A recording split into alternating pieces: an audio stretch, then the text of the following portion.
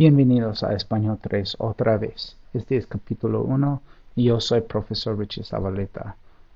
Ustedes si me escriben pueden decir profe. Está bien, me pueden llamar profe. Welcome back. It's good to have you.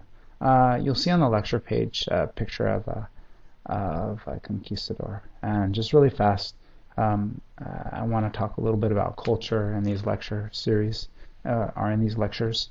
And Hernan Cortez was the most famous of all conquistadors. He conquered Mexico in 1521, and he's important because he changed the face of the New World. And he was depicted in Europe at the time as being a hero, and was and in the art world he was drawn as being tall and handsome and strong, as being a hero. Later on in the New World, he was depicted much differently, very famously by Diego Rivera, the most famous muralist of all time, a Mexican muralist. And Diego Rivera drew him as a monster. So oftentimes in murals, you'll see Hernan Cortez drawn as small, maybe green, with huge knobby knees and very short. So it's very interesting. One is in Europe he was drawn as being a hero. New World he was drawn for being monster, because there are different perspectives on how they viewed him. And that's the art world for you. So we'll get on to Spanish now. I have a couple of analogies. I won't go into them here, but just life gets hard sometimes, and the preterite world gets hard. So we're going to talk about that. I talked about a Western in the analogies, the good, the bad, and the ugly. So the good of the world of the preterite are basic verbs like hablar, or comer, or vivir. Stem doesn't change, and the endings change in a very uniform way. So for AR verbs, we'd say yo hablé, tú hablaste, él habló, nosotros hablamos, ellos hablaron. Pretty standard, pretty easy there. For vivir and for comer, our ER endings, we'd use the same endings for those.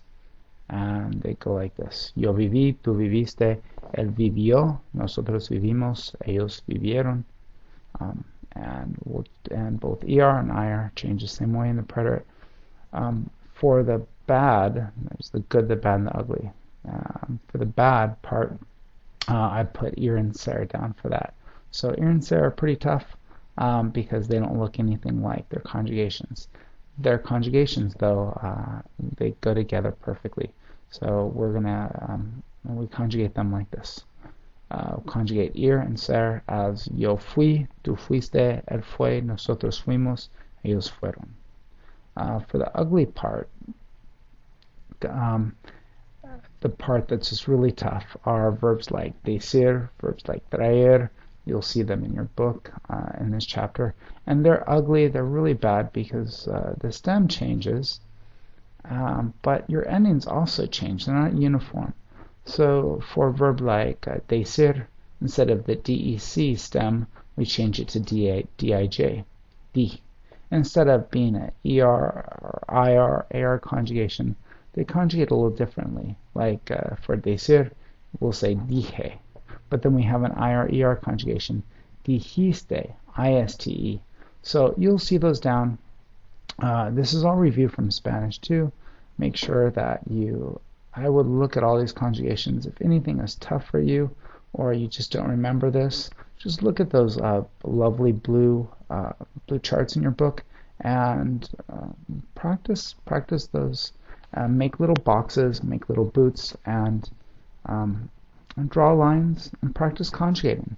Make pages and pages of conjugations and practice those, and get to where you're really good at them. And then when it comes time to take the test, you'll be fine. We're studying both preterite and imperfect this week, and we're going to study them separately. We're not going to study them together until the next unit. So that's your work, and enjoy it. Thank you so much.